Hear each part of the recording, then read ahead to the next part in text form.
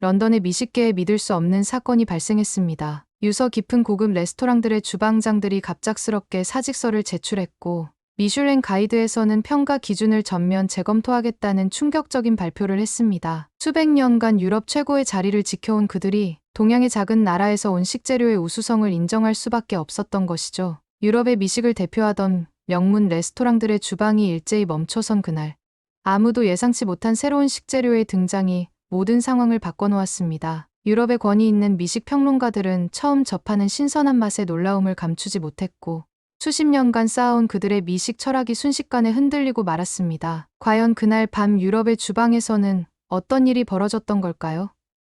하룻밤 사이 유럽 미식계의 지형도를 완전히 뒤바꿔버린 그 놀라운 이야기를 지금부터 들려드리겠습니다. 안녕하세요. 저는 런던의 해밀턴 시푸드 레스토랑을 운영하고 있는 에드워드 해밀턴입니다. 맑은 하늘이 드물기로 유명한 런던에서 매일 아침 안개 속을 가르며 레스토랑을 향해 걷는 일은 저의 작은 행복입니다. 우리 레스토랑은 템즈강이 내려다 보이는 리버사이드에 자리 잡고 있는데 3대째 이어져 온 우리 가문의 자부심이자 유럽 최고의 해산물 요리로 명성을 쌓아왔죠. 특히 저희 레스토랑의 시그니처 메뉴인 생굴 요리는 찰스 3세께서 왕세자 시절부터 즐겨 드셨던 최고급 요리입니다. 영국 왕실 만찬에 초청받아 요리를 선보였던 그날의 기억이 아직도 생생한데 찰스 3세께서 해밀턴의 굴 요리는 대자연이 선사한 최고의 선물이라고 말씀하셨던 순간은 제 인생의 가장 빛나는 순간이었습니다. 15년 전 아버지께서 레스토랑을 물려주실 때만 해도 상황은 달랐습니다. 프랑스 노르망디에서 브르타뉴까지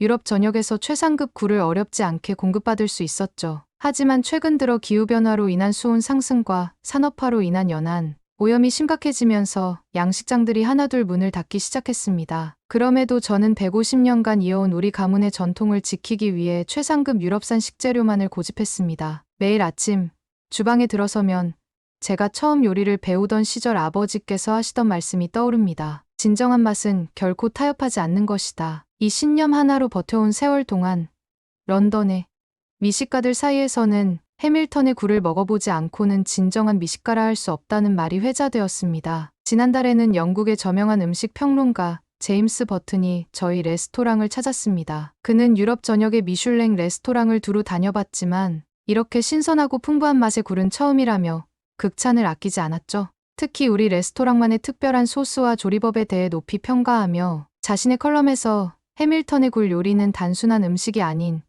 하나의 예술이라고 표현했습니다. 미슐랭 3스타를 15년째 유지하고 있었고 매일 저녁 예약은 3개월 대기가 기본이었죠. 식당 앞에 늘어선 긴 대기 줄은 마치 웨스트엔드 뮤지컬 극장 앞의 모습을 연상케 했습니다. 하지만 그날 모든 것이 변했습니다. 평소처럼 집무실에서 와인 리스트를 검토하고 있을 때 주방장 마이클의 다급한 전화가 걸려왔습니다. 사장님, 큰일 났습니다. 지금 당장 와보셔야 할 것 같습니다. 그의 목소리에서 느껴지는 절박함에 심장이 덜컥 내려앉았습니다. 서둘러 레스토랑으로 달려가는 동안 최악의 상황들이 머릿속을 스쳐 지나갔습니다. 레스토랑에 도착하자마자 저를 맞이한 것은 주방 전체에 퍼진 해산물 특유의 역한 냄새였습니다. 3만 파운드어치의 최상급 굴이 모두 상해 있었죠. 프랑스에서 공수한 이 굴들은 오늘 저녁 예약된 VIP 손님들을 위해 준비한 것이었습니다. 영국 상원의원과 미슐랭 평가단이 포함된 중요한 예약이었기에 이 사실을 확인하는 순간 온몸에 식은땀이 흘렀습니다. 운송 과정에서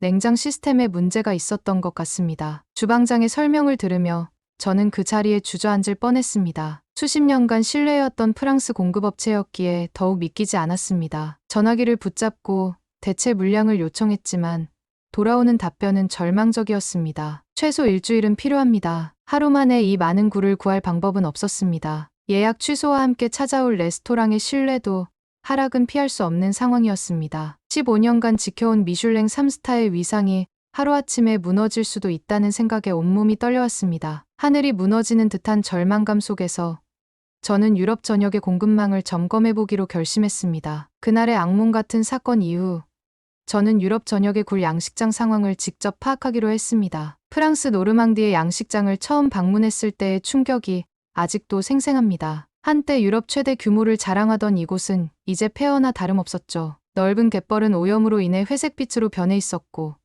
양식장 주변에는 녹슨 장비들만이 쓸쓸히 남아 있었습니다. 현지 양식업자 장 피에르를 만난 건 노르망디의 작은 항구 마을에서였습니다. 그는 30년 넘게 이 지역굴 양식을 이어온 3대째 양식업자였죠. 그의 주름진 얼굴에는 세월의 무게가 고스란히 담겨 있었습니다. 우리는 그의 작은 어선을 타고 양식장으로 향했습니다. 배전에 기대어 먼 바다를 바라보던 그가 눈시울을 붉히며 말을 꺼냈습니다. 30년 전만 해도 이곳은 천국이었소. 새벽이면 작은 배들이 줄지어 나가고 항구에는 활기가 넘쳤지요. 맑은 바닷물에서 자란 굴들은 세상에서 가장 신선하고 풍부한 맛을 자랑했답니다. 그의 목소리가 떨리기 시작했습니다. 하지만 이제는 말을 잇지 못한 그의 시선 끝에는 텅 빈 양식장만이 쓸쓸히 남아 있었습니다. 스페인 갈리시아에서 만난 어촌 마을의 풍경은 더욱 처연했습니다. 한때 유럽의 진주라 불리던 이곳의 굴 양식장들은 이제 대부분 폐허가 되어 있었습니다. 오래된 식당의 주인장은 과거 이곳이 얼마나 활기찼는지 들려주었습니다. 주말이면 전 유럽에서 미식가들이 몰려들었지요. 우리 마을의 굴 요리는 그만큼 특별했으니까요. 하지만 지금 그의 식당 수조에는 얼마 되지 않는 굴만이 외롭게 남아 있었습니다. 브뤼셀의 유럽 해양원 경연구소에서는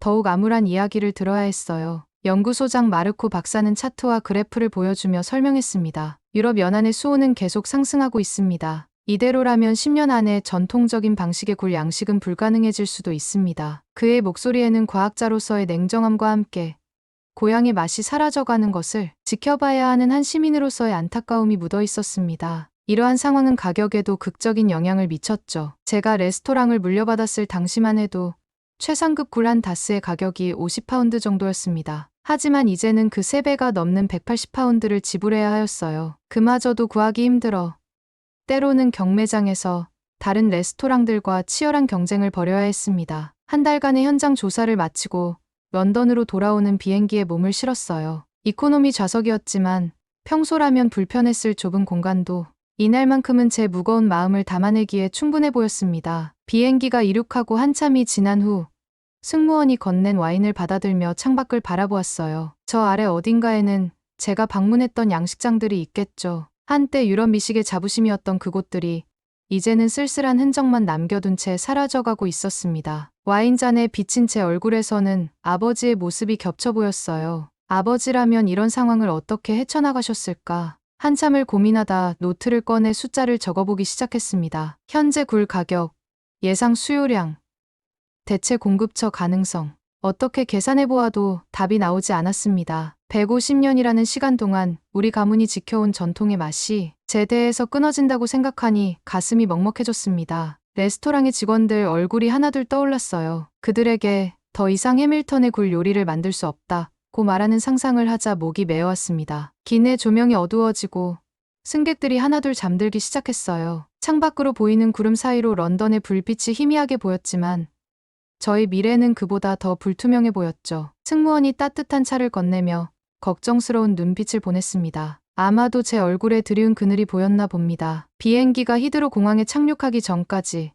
저는 답을 찾지 못했어요. 공항에 마중 나온 레스토랑 부주방장의 표정에서 좋지 않은 소식을 직감했죠. 로버트 그랜트가 또다시 레스토랑에 들렀다가 갔다는 소식이었습니다. 그의 조롱 섞인 미소가 벌써부터 눈앞에 아른거렸어요. 예상대로 다음날 아침 로버트 그랜트가 우리 레스토랑을 찾아왔습니다. 그의 키 큰 체구가 레스토랑 입구에 그림자를 드리웠을 때 저는 이미 그가 무슨 말을 하러 왔는지 알고 있었죠. 로버트는 런던에서 제 레스토랑과 가장 치열하게 경쟁하는 그랜트 시푸드의 주인이었습니다. 에드워드, 들었네. 자네 레스토랑의 굴이 전부 폐기되었다고. 그의 입가에 걸린 미소는 위로보다는 조롱에 가까웠습니다. 사무실로 들어선 그는 제가 권한 의자에 느긋하게 앉아 다리를 꼬았습니다. 내가 항상 말했잖나. 자네처럼 구시대적인 방식을 고집하다간 언젠가 이런 일이 생길 거라고 말이야. 로버트는 위스키 잔을 들어 향을 음미하듯 코끝에 가져다 대며 말을 이었어요. 시대가 변했어. 이제 굴은 사치품이 되었다고. 자네처럼 정통인이 하는 것들에 매달리다가는.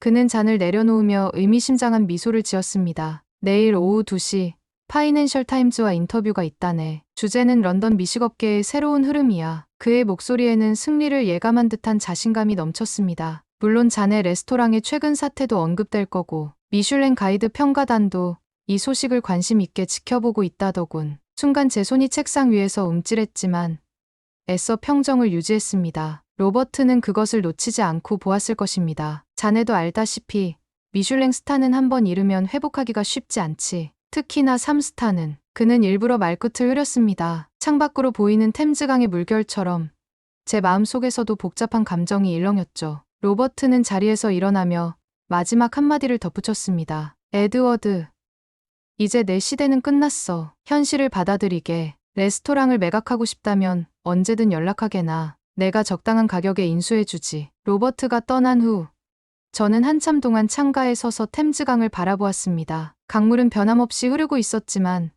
제가 알던 세상은 빠르게 변해가고 있었습니다. 그의 말처럼 정말 제 시대는 끝난 것일까요? 미슐랭 3스타를 지켜온 15년의 세월이 제 머릿속을 스쳐 지나갔습니다. 직원들의 얼굴도 떠올랐습니다. 그들에게 레스토랑 매각을 이야기해야 한다고 생각하자 가슴 한켠이 무너져 내리는 것 같았습니다. 하지만 이대로 포기할 수는 없었어요. 무언가 다른 방법이 있을 것만 같았습니다. 그날 밤 저는 늦게까지 사무실에 남아 새로운 돌파구를 찾기 위해 고민했습니다. 마지막 남은 위스키를 마시며 로버트의 말이 계속해서 귓가에 맴돌았습니다. 시대가 변했어. 그래. 어쩌면 정말로 변화가 필요한 때인지도 모릅니다. 로버트와의 불쾌한 만남 이후 저는 도시를 벗어나 마음을 달래고 싶었습니다. 런던 외곽의 한적한 거리를 걷다가 우연히 발견한 작은 한식당으로 발걸음이 향했어요. 서울 정원이라는 소박한 간판이 걸린 그곳은 런던의 화려한 레스토랑들과는 사뭇 다른 분위기를 풍기고 있었죠. 문을 열고 들어서자 은은한 된장찌개 향이 코끝을 스쳤습니다. 그날따라 유독 허기가 진 탓인지 낯선 향임에도 식욕을 돋우는 느낌이었어요. 한쪽 벽면에는 한국의 전통 음식들을 소개하는 사진들이 걸려 있었고 그 중에서 특히 해산물 사진들이 제 시선을 붙잡았습니다. 주인장인 박지훈 셰프는 조용하고 겸손한 모습이었지만 요리에 대한 이야기가 나오자 눈빛이 달라졌죠. 그의 이야기는 한국 해산물의 우수성에 대한 자부심으로 가득했습니다. 특히 통영 지역의 굴 양식에 대해 설명할 때는 마치 오랜 친구를 소개하듯 정겨운 마음이 듬뿍 묻어났어요. 박 셰프의 이야기 중 특히 제 귀를 사로잡은 것은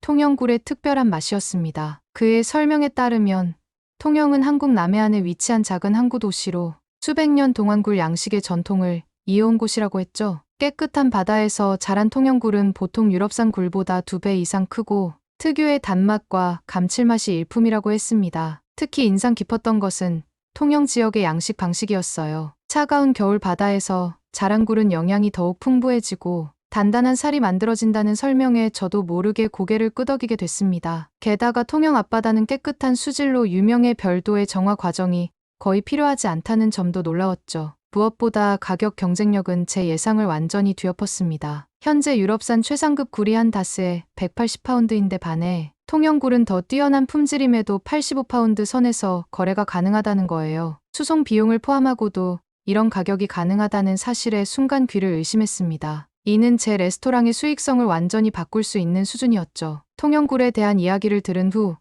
박 셰프는 직접 맛보기를 제안했습니다. 주방으로 들어가는 그의 뒷모습을 바라보며 저는 가슴 한켠에서 작은 희망이 움트는 것을 느꼈어요. 잠시 후 그가 들고 온 하얀 접시 위에는 은은한 진주빛을 띠는 통영굴이 놓여 있었죠. 첫눈에 봐도 크기가 달랐습니다. 제가 그동안 써온 유럽산 굴의 거의 2배에 달하는 크기였어요. 살짝 레몬즙을 뿌리고 한 입 물었을 때의 충격은 아직도 생생합니다. 입안 가득 퍼지는 바다의 향과 믿을 수 없는 신선도에 저도 모르게 눈을 감았죠. 특히 인상적이었던 것은 굴 본연의 단맛이었습니다. 유럽산 굴이 짭짤한 맛이 강하다면 통영굴에서는 은은한 단맛이 느껴졌어요. 박 셰프의 설명으로는 이것이 통영 앞바다의 특별한 해류와 수온 때문이라고 했습니다. 더욱 놀라웠던 것은 이 굴들의 신선도 유지 기간이었죠. 한국의 특별한 배송 시스템과 보관 기술 덕분에 채취 후 72시간이 지나도 막 잡아 올린 듯한 신선도를 유지할 수 있다는 설명이었습니다. 이는 우리 레스토랑의 가장 큰 고민거리였던 신선도 문제를 한 번에 해결할 수 있는 해답이었어요. 그날 밤 저는 레스토랑으로 돌아와 늦게까지 계산기를 두드렸습니다. 통영굴을 도입했을 때의 모든 상황을 시뮬레이션해 보았죠. 현재 우리가 판매하는 굴 요리의 가격은 한 접시에 95파운드였습니다. 통영굴을 사용하면 원가는 절반 이상 줄이면서도 더 큰 크기와 뛰어난 품질의 요리를 제공할 수 있었어요. 하지만 한 가지 걱정이 남았습니다. 과연 전통을 중시하는 유럽의 미식가들이 아시아산 굴을 받아들일 수 있을까 하는 의문이었어요. 영국의 상류층 손님들은 특히나 전통과 격식을 중요시했죠. 수백 년간 유럽산 굴에 길들여진 그들의 입맛을 바꾸는 것은 큰 도전이 될 것이 분명했습니다. 다음 날 아침 저는 주방팀을 모아놓고 통영굴로 시범 조리를 해보기로 했어요. 베테랑 요리사들의 표정에서 처음에는 의구심이 느껴졌지만 굴을 손질하고 맛을 보는 순간 그들의 눈빛이 달라지는 것을 볼 수 있었죠. 특히 25년 경력의 수석 주방장은 이런 품질의 굴은 처음 본다며 오히려 저에게 빨리 수입을 시작하자고 제안했습니다. 일주일간 주방팀과 함께 새로운 레시피 개발에 몰두했어요. 통영굴의 특성을 살리면서도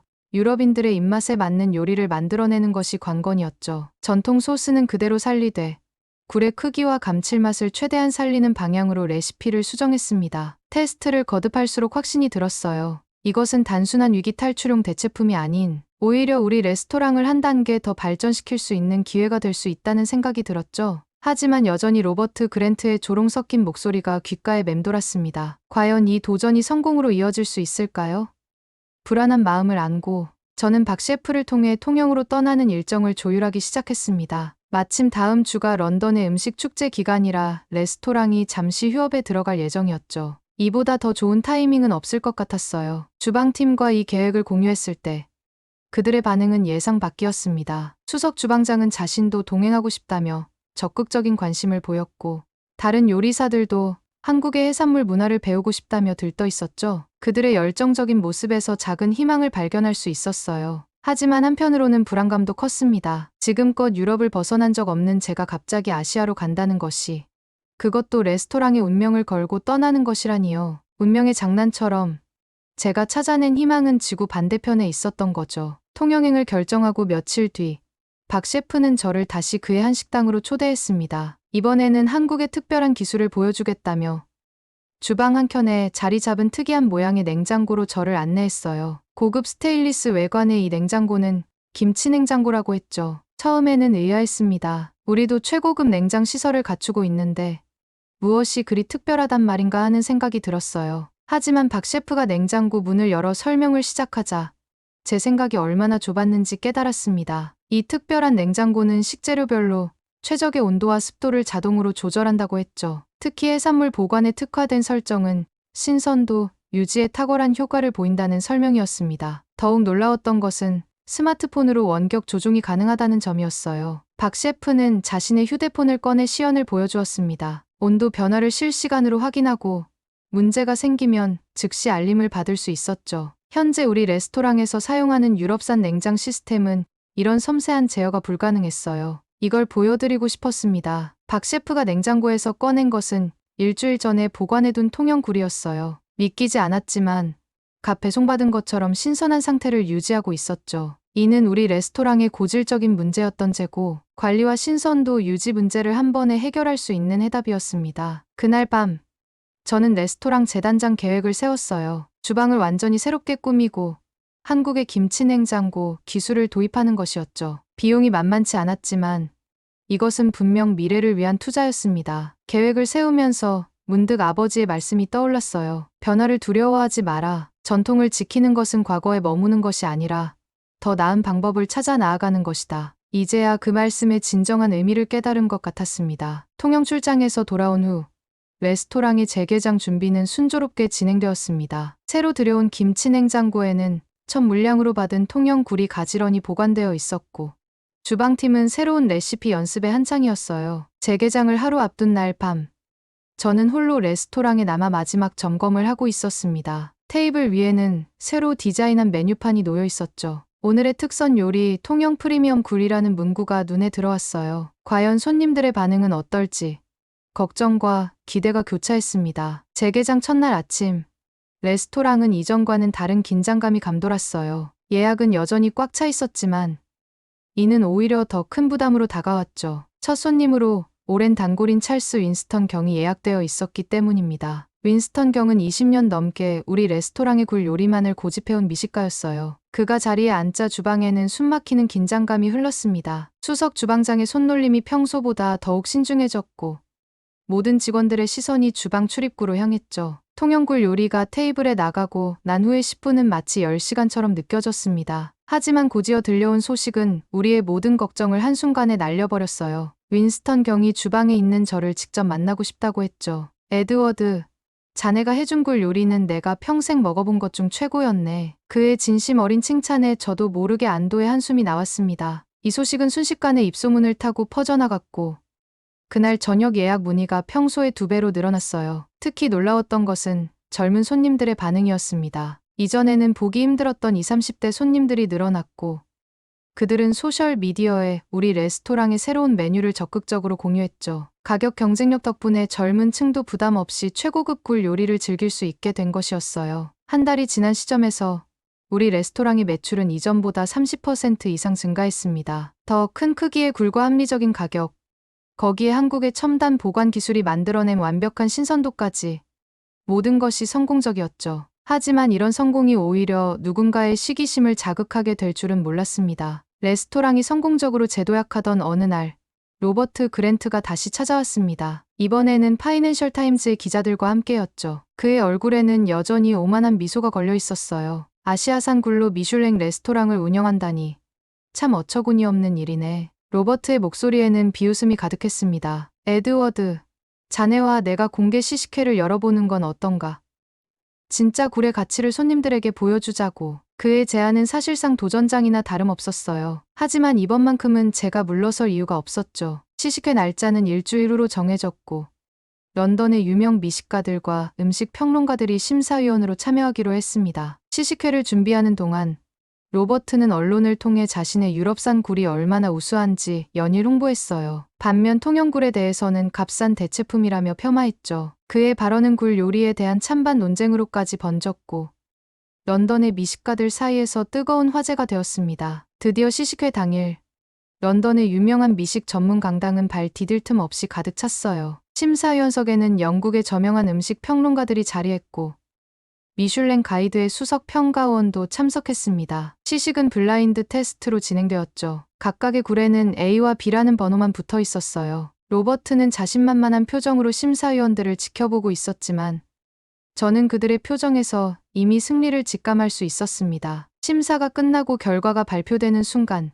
강당은 술렁이기 시작했어요. 10명의 심사위원 중 8명이 통영굴을 선택했다는 결과가 발표된 것입니다. 특히 미슐랭 수석 평가원은 이것이 바로 진정한 혁신이라며 극찬을 아끼지 않았죠. 로버트의 얼굴이 창백하게 변했습니다. 그가 그토록 무시하던 통영굴이 전문가들의 압도적인 지지를 받은 것이었어요. 하지만 이 승리의 기쁨도 잠시, 로버트는 마지막 카드를 꺼내 들었습니다. 우리가 예상하지 못한 충격적인 폭로를 준비하고 있었던 거죠. 로버트는 마지막 카드로 영국 식품위생 당국의 수입 기준을 들고 나왔습니다. 아시아에서 수입된 해산물은 더욱 엄격한 검사가 필요하다며 의혹을 제기했죠. 하지만 이미 저는 이런 상황을 예상하고 있었어요. 자리에서 일어나 조용히 서류 가방을 열었습니다. 그 안에는 통영굴의 모든 위생 검사 결과와 국제 인증서가 들어있었죠. 특히 한국 정부의 깐깐한 수산물 품질 관리 시스템에 대한 자료는 심사위원들의 눈길을 사로잡았습니다. 보시다시피 통영굴은 유럽의 기준을 훨씬 뛰어넘는 관리를 받고 있습니다. 제 설명이 이어지는 동안 로버트의 얼굴은 점점 굳어갔어요. 더구나 그 자리에 참석했던 식품위생 당국의 관계자가 통영의 양식장이 세계 최고 수준의 관리 시스템을 갖추고 있다고 증언하면서 상황은 완전히 역전되었습니다. 다음 날 아침, 주요 신문의 헤드라인은 충격적이었어요. 런던 최고의 굴, 이제는 한국산이 대세, 전통의 벽을 뛰어넘은 혁신 등의 기사가 대서특필되었죠. 특히 파이낸셜 타임즈는 해밀턴, 위기를 기회로 바꾸다라는 제목으로 큰 기사를 실었습니다. 로버트의 레스토랑은 급격히 손님이 줄어들었고 결국 그는 사업 축소를 선언했어요. 반면 우리 레스토랑은 연일 매진 행렬이 이어졌습니다. 더 이상 3개월 예약이 아닌 6개월 예약도 어려울 정도로 인기가 높아졌죠. 성공의 비결을 묻는 인터뷰에서 저는 이렇게 답했습니다. 진정한 전통은 과거에 안주하는 것이 아닌 더 나은 것을 찾아 끊임없이 도전하는 것입니다. 이제 저는 통영으로 떠날 새로운 준비를 하고 있어요. 이번에는 제 요리사들과 함께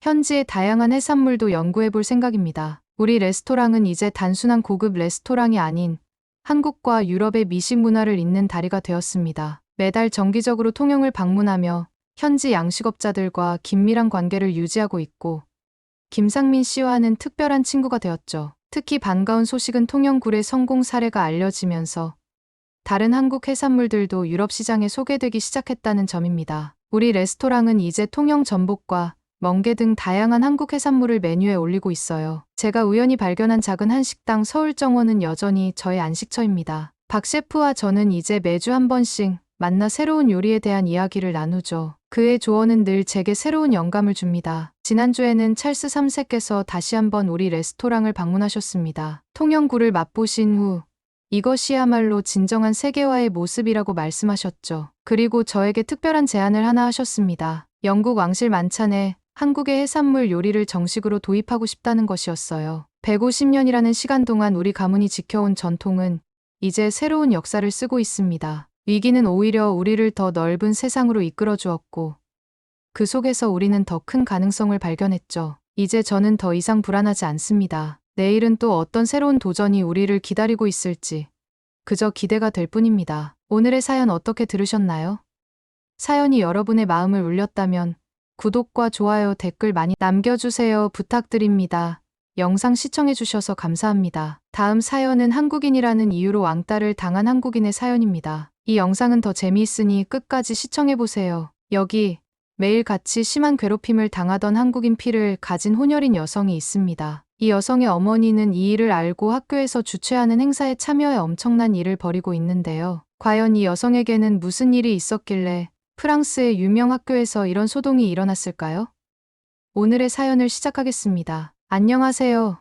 저는 마리입니다. 저는 프랑스 리옹의 외곽 지역에서 자랐어요. 이 지역은 인종차별이 심각한 곳으로 유명합니다. 리옹은 세계적으로도 아름다운 도시로 알려져 있지만 그 화려함 뒤에는 다양한 문제가 숨어 있답니다. 제가 자란 곳은 리옹의 외곽에 위치한 베니슈에라는 지역이에요. 이곳은 역사적으로도 이민자들이 많이 모여 사는 곳인데 그로 인해 다양한 문화가 공존하는 반면 인종차별과 사회적 갈등이 빈번하게 발생합니다. 베니슈에는 리옹의 중심부와는 달리 빈곤과 실업률이 높고 경찰과의 갈등도 자주 발생하는 곳이에요. 어릴 때부터 저는 혼혈아로서 많은 어려움을 겪었습니다. 제 외모가 다른 아이들과 다르다는 이유로 자주 놀림을 받았죠. 초등학교 시절 친구들과 놀이터에서 놀다가 한 아이가 다가와서 이렇게 말했어요. 너는 왜 눈이 그렇게 작아?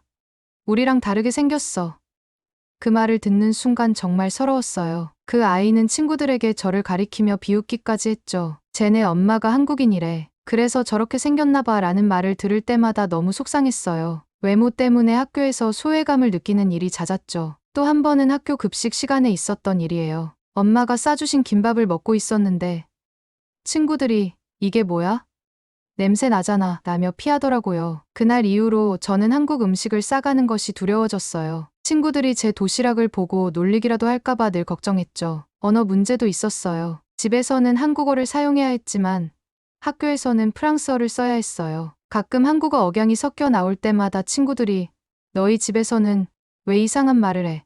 라고 물을 때마다 당황스러웠어요. 프랑스어는 저에게 자연스러웠지만 한국어를 사용해야 하는 상황이 종종 어려웠죠. 문화적 차이도 저를 힘들게 했어요. 프랑스 친구들이 생일 파티에 초대했을 때 저는 한국식 예절을 지키려다 오히려 어색한 상황이 벌어지기도 했어요. 한 번은 친구 집에서 한국식으로 신발을 벗고 들어가자 친구의 부모님이 당황하며 왜 신발을 벗니?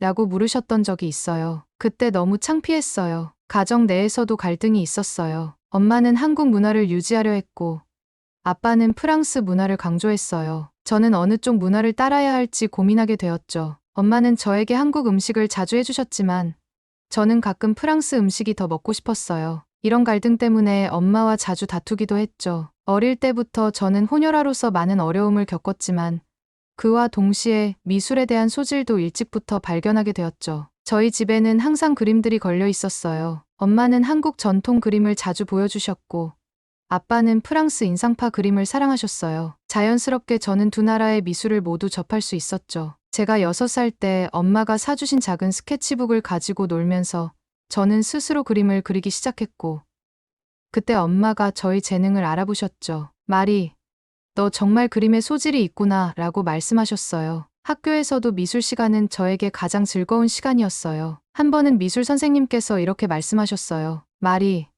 너는 그림을 정말 잘 그리는구나. 앞으로도 열심히 연습하면 훌륭한 예술가가 될 수 있을 거야. 그 말을 듣는 순간 저는 예술가가 되겠다는 꿈을 꾸게 되었죠. 그림을 잘 그리는 저의 재능을 알아본 부모님은 저를 프랑스의 명문 미술학교에 보내려고 많은 노력을 기울여 주셨습니다. 특히 엄마의 노력은 정말 컸어요. 엄마는 저희 재능을 꽃피우기 위해 끊임없이 지원해 주셨죠. 어느 날 저녁, 부모님은 저를 불러 앉히시고 이렇게 말씀하셨어요. 마리, 너의 그림 실력을 더 발전시키기 위해 좋은 학교에 보내고 싶단다. 프랑스에는 훌륭한 미술학교가 많아. 우리가 너를 위해 모든 지원을 아끼지 않을게. 그때 저는 부모님의 진심 어린 말을 듣고 큰 감동을 받았어요. 엄마는 제가 좋은 학교에 들어갈 수 있도록 많은 준비를 해주셨습니다. 먼저 엄마는 프랑스 명문 미술학교인 에콜 데 보자르코 디스 비역사츠에 대해 조사하기 시작하셨습니다. 학교의 입학 요건부터 필요한 서류, 그리고 포트폴리오 준비까지 꼼꼼하게 알아보셨어요. 매일 밤늦게까지 자료를 찾아보시고 정리해 주셨죠. 또한 엄마는 저를 위해 다양한 미술 재료를 준비해 주셨어요. 엄마는 한국 전통 미술과 서양 미술을 접목한 저만의 독특한 스타일을 개발할 수 있도록 도와주셨어요. 마리, 너는 한국과 프랑스 두 문화를 가진 특별한 사람이야. 이 두 가지 문화를 그림에 담아내면 더 훌륭한 작품이 나올 거야 라고 말씀하시며 저에게 용기를 주셨습니다. 엄마는 저희 포트폴리오 준비도 도와주셨습니다. 매일 저녁, 저는 엄마와 함께 그림을 그리며 다양한 아이디어를 나누었어요. 엄마는 제가 그린 그림 하나하나에 조언을 해주시고 더 나은 작품이 될 수 있도록 항상 격려해 주셨습니다. 이 부분을 조금 더 강조해보면 어떨까?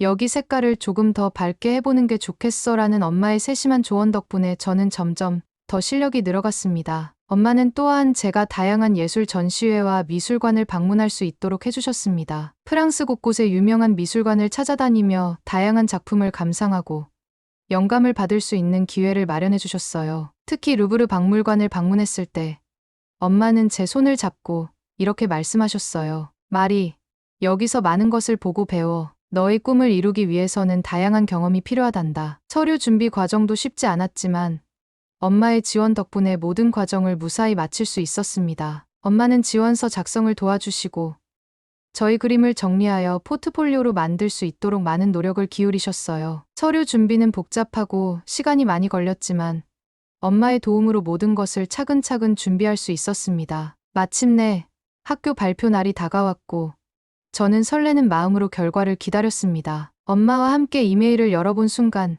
합격 통지를 받게 되었습니다. 그 순간의 기쁨은 말로 표현할 수 없었어요. 꿈에 그리던 미술학교에 입학하게 되다니 모든 노력이 결실을 맺는 순간이었죠. 엄마는 저를 꼭 안아주시며 마리, 정말 잘했어. 너는 해낼 줄 알았어.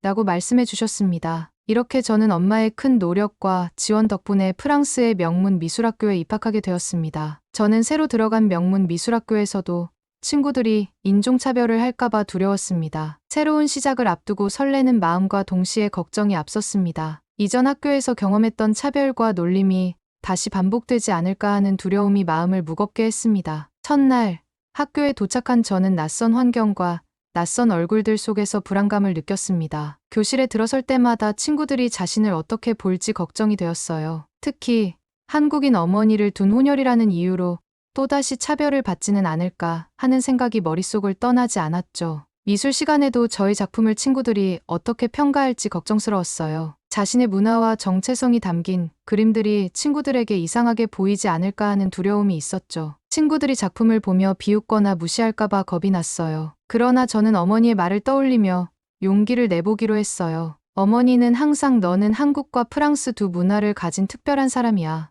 이건 약점이 아니라 강점이란다라고 격려해 주셨죠. 저는 이 말을 마음에 새기며 자신의 정체성을 당당히 드러내기로 결심했어요. 첫 미술 수업에서 친구들에게 제 작품을 소개했어요. 떨리는 목소리로 작품의 의미와 자신이 겪은 경험들을 이야기했지만 다행히 친구들은 진심으로 작품을 감상하고 존중해 주었어요. 저는 조금씩 자신감을 되찾기 시작했고 친구들과의 관계도 점차 나아졌어요. 그런데 그때 한 동양인 친구가 다가와 먼저 인사를 건넸어요. 놀랍게도 그녀는 한국인이었어요. 안녕.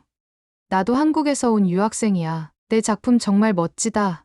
라고 말하며 웃어주었어요. 그녀의 이름은 지혜였고 한국인이라는 이유만으로 친구들에게 인기가 많았죠. 지혜는 밝고 친절한 성격으로 금방 많은 친구들과 어울리게 되었고 저는 그런 지혜를 보며 용기를 얻었어요. 지혜와 저는 곧 친해졌어요. 점심시간마다 함께 어울려 한국 음식을 먹으며 서로의 이야기를 나누었죠. 지혜는 한국에서의 생활과 문화에 대해 이야기해 주었고 저는 프랑스에서의 경험을 나누며 서로를 이해하게 되었어요. 지혜는 저에게 많은 도움을 주었어요. 너는 혼혈이지만 그게 너의 강점이야. 두 문화를 모두 이해할 수 있는 넓은 시야를 가졌잖아 라고 말해주며 자신감을 북돋아 주었어요. 지혜 덕분에 저는 자신 있게 한국인의 피가 흐른다는 것을 말할 수 있게 되었어요. 지혜와의 우정은 저에게 큰 힘이 되었죠. 지혜는 항상 저에게 용기를 주고 제가 자신의 문화를 당당하게 받아들일 수 있도록 도와주었어요. 저는 지혜 덕분에 학교 생활이 점점 더 편해졌고 자신의 작품에 더 많은 자신감을 갖게 되었어요. 그러던 어느 날 학교에서 큰 문화 행사가 열리게 되었어요. 각국의 학생들이 자신들의 문화를 소개하는 자리였고 저는 한국 문화를 소개하는 부스를 맡게 되었죠. 엄마는 이 행사를 준비하는 데 큰 도움을 주셨어요. 엄마는 한국 전통 의상과 음식, 그리고 다양한 전통 놀이 도구들을 준비해 주셨죠. 행사 당일, 엄마는 한복을 입고 학교에 오셨어요. 그녀는 한복의 아름다움을 친구들에게 보여주며 한국의 전통과 문화를 설명해 주었어요. 하지만 그날의 하이라이트는 바로 엄마가 준비한 한국 음식들이었어요. 엄마는 김밥, 떡볶이, 잡채, 불고기 등 다양한 한국 음식을 준비하셨고 이를 친구들에게 선보이기로 했죠. 엄마는 행사 시작 전에 음식들을 정성껏 준비하셨어요. 김밥을 예쁘게 말고 떡볶이는 적당히 매콤하게 잡채는 야채와 고기를 고루 섞어 맛있게 요리하셨어요. 저는 엄마가 준비하는 모습을 도우며 그녀의 열정과 정성을 다시 한번 느꼈죠. 엄마, 정말 고마워요. 친구들이 이 음식을 좋아해 줄까요? 저는 물었고 엄마는 미소를 지으며 대답하셨어요. 물론이지, 마리. 한국 음식의 매력은 누구나 반할 수밖에 없단다. 행사가 시작되자마자 엄마가 준비한 부스에는 많은 학생들이 몰려들기 시작했어요. 친구들은 처음 보는 한국 음식을 신기해하며 하나둘씩 맛보기 시작했죠. 엄마는 능숙하게 친구들에게 음식을 나누어 주며 각각의 음식에 대한 설명을 해주셨어요. 이건 김밥이라고 해요. 한국에서는 피크닉이나 소풍 갈 때 자주 먹는 음식이랍니다. 이 떡볶이는 쌀떡으로 만든 매콤한 음식이에요. 한번 먹어보세요. 매운맛이 매력적일 거예요. 친구들은 엄마의 설명을 들으며 한국 음식을 맛보았고 그 맛에 반해버렸어요. 이거 정말 맛있다. 더 먹어도 될까? 떡볶이가 정말 매콤한데 계속 먹게 돼요.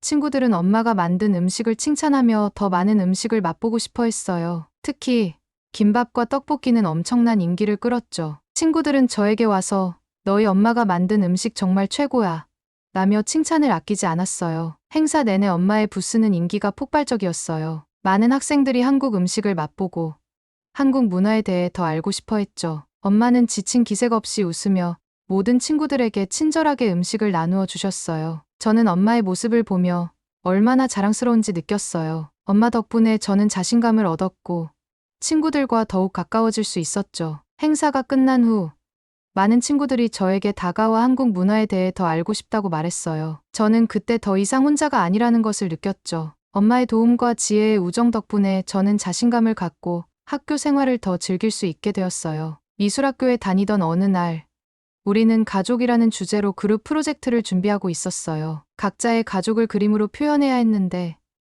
저는 한국인 어머니와 프랑스인 아버지를 그리기로 했죠. 그림 속 어머니는 집에서 종종 하시는 김치를 담그는 모습을 담고 있었어요. 그러나 이 그림을 본 친구들은 이해하지 못했어요. 너희 엄마는 왜 이상한 냄새 나는 음식을 만들고 있어? 친구 중 한 명이 물었어요. 저는 당황했지만 설명하려고 노력했어요. 이건 한국의 전통 음식인 김치야. 우리 집에서는 자주 먹는 중요한 음식이야. 하지만 친구들은 여전히 이해하지 못하고 웃으며 대수롭지 않게 넘겼어요. 그 후 우리는 작품을 발표하는 시간을 가졌어요. 제가 어머니가 김치를 담그는 모습을 그린 그림을 발표했을 때 친구들은 또다시 놀림을 시작했어요. 왜 이상한 냄새 나는 음식을 그린 거야? 그냥 평범한 음식을 그릴 수는 없었어. 그 말에 저는 크게 상처를 받았죠. 그때 한 친구가 손을 들며 말했어요. 나 작년에 한국에 놀러 갔다가 김치를 먹어봤어. 처음엔 냄새가 강해서 놀랐는데 먹어보니 정말 맛있더라. 이 말을 들은 친구들은 놀란 표정으로 그 친구를 쳐다보았어요. 정말 김치가 그렇게 맛있어? 다른 친구가 물었죠. 응, 정말 맛있었어. 특히 고기와 함께 먹으니까 더 맛있더라. 그 친구는 웃으며 대답했어요. 이야기를 듣고 있던 친구들의 태도는 조금씩 바뀌기 시작했어요. 그렇다면 한번 먹어보고 싶다. 어떻게 만드는지 알고 싶어. 친구들은 점점 김치에 대해 흥미를 가지기 시작했어요. 저는 그 친구의 말에 힘입어 김치의 맛과 한국 음식의 매력을 더 열심히 설명할 수 있었죠. 미술학교에서 김치와 관련된 에피소드가 있은 후 학교에서 한국 문화에 대한 관심이 폭발적으로 증가했어요. 친구들은 김치뿐만 아니라 다른 한국 음식에 대해서도 궁금해했고 한국 문화 전반에 대한 호기심이 커져갔어요. 어느 날 미술 시간 후에 친구 몇 명이 저에게 다가왔어요. 말이, 내가 말한 김치 외에도 한국 음식에는 어떤 것들이 있어. 한식은 정말 맛있다고 들었어. 내 엄마가 다른 음식도 만들어줄 수 있어. 친구들의 물음에 저는 기쁘면서도 놀랐어요. 그때 지혜도 옆에서 거들었죠. 맞아. 한국 음식 클래스 같은 거 열면 정말 재미있을 것 같아. 집에 돌아와서 저는 엄마에게 친구들의 이야기를 전했어요. 엄마, 친구들이 한국 음식에 관심이 많아요. 엄마가 학교에서 한국 음식 클래스를 열어주실 수 있을까요? 엄마는 놀란 표정을 지으셨지만 곧 미소를 지으며 대답하셨어요. 물론이지, 마리. 친구들에게 한국 음식을 소개하는 건 정말 좋은 기회가 될 것 같아. 그리하여 한국 음식 클래스 준비가 시작되었어요. 엄마는 메뉴를 선정하고 필요한 재료를 준비하기 시작하셨어요. 김밥, 불고기, 잡채, 떡볶이 등 친구들이 쉽게 접할 수 있으면서도 맛있는 음식을 선택하셨죠. 저는 엄마와 함께 한인 마트를 돌아다니며 신선한 재료를 구입했어요. 엄마는 재료를 고르며 친구들이 좋아할 만한 맛을 고려해 조리법을 설명해 주셨어요. 드디어 한국 음식 클래스 날이 다가왔어요. 학교 식당은 클래스 준비로 분주했죠. 엄마는 한복을 입고 저와 지혜도 도와서 재료를 정리하고 요리 도구를 세팅했어요. 친구들은 기대에 찬 얼굴로 하나둘씩 모여들었죠. 오늘은 어떤 음식을 배울까? 김치 외에도 다른 맛있는 음식이 많다고 들었어. 엄마는 먼저 김밥 만드는 법을 설명하셨어요. 김밥은 한국에서 피크닉이나 소풍 갈 때 자주 먹는 음식이에요. 다양한 재료를 넣어서 만든답니다. 엄마는 재료들을 하나씩 소개하며 김밥을 만드는 과정을 시연하셨어요. 친구들은 눈을 반짝이며 집중해서 엄마의 설명을 들었죠. 직접 김밥을 말아보는 시간도 가졌는데 친구들은 자신이 만든 김밥을 자랑스러워했어요. 이거 내가 만들었어. 맛있을 것 같아. 다음은 불고기 시간이었어요. 엄마는 불고기 양념의 비법을 설명하며 고기를 재우는 방법을 보여주셨죠. 이 양념이 고기에 배어들어야 불고기가 맛있어져요. 시간이 지나면 더 맛있답니다. 친구들은 불고기를 재우며 직접 고기를 볶아보기도 했어요. 와, 이 향기 정말 좋아. 빨리 먹어보고 싶어.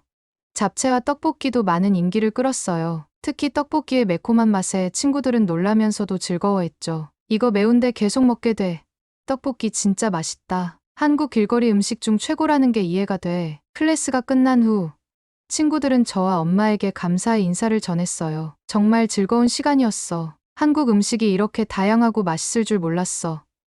마리, 내 엄마 덕분에 한국 문화에 대해 더 많이 알게 됐어. 정말 고마워. 엄마도 기뻐하며 친구들에게 인사하셨어요. 여러분이 한국 음식을 즐겁게 배워줘서 저도 정말 행복해요. 언제든지 궁금한 게 있으면 물어보세요. 그날 저녁, 집으로 돌아와 엄마와 함께 하루를 되돌아보며 이야기를 나눴어요. 엄마, 정말 감사해요. 친구들이 한국 음식을 이렇게 좋아할 줄 몰랐어요. 엄마는 미소를 지으며 대답하셨어요. 마리, 너 덕분에 친구들에게 한국 문화를 소개할 수 있어서 나도 정말 기뻤단다. 앞으로도 우리가 가진 문화를 자랑스럽게 여겼으면 좋겠어. 저는 엄마의 말을 들으며 더욱 자신감을 갖게 되었어요. 학교에서 친구들과 더 많은 이야기를 나누며 한국 문화에 대해 더 많이 알리고 싶다는 생각이 들었죠. 엄마의 사랑과 지혜 덕분에 저는 자신의 문화를 자랑스럽게 여길 수 있게 되었고, 친구들과의 관계도 더욱 깊어졌어요. 이제 저는 한국과 프랑스 두 문화를 가진 특별한 존재로서 더 많은 사람들에게 우리의 아름다움을 전하고 싶어요. 오늘은 프랑스에서 온 마리의 사연을 들어보았는데요. 한국인이라는 이유로 차별을 견뎌내고 이제는 학교에서 잘 지내고 있는 모습을 보니 너무 대견스럽네요. 처음에는 혼혈이라는 이유로 많은 어려움을 겪었지만 용기를 내어 친구들에게 한국 문화를 소개하고 이해받기까지 얼마나 많은 노력이 있었을지 짐작이 갑니다. 이제는 친구들과도 잘 어울리고 자신의 정체성을 자랑스럽게 여기는 모습을 보며 정말 감동받았습니다. 그녀의 삶을 응원합니다. 오늘도 저희 감동마켓의 사연을 들어주셔서 감사합니다. 오늘의 사연이 마음에 들었다면 구독과 좋아요, 알림 설정 눌러주세요.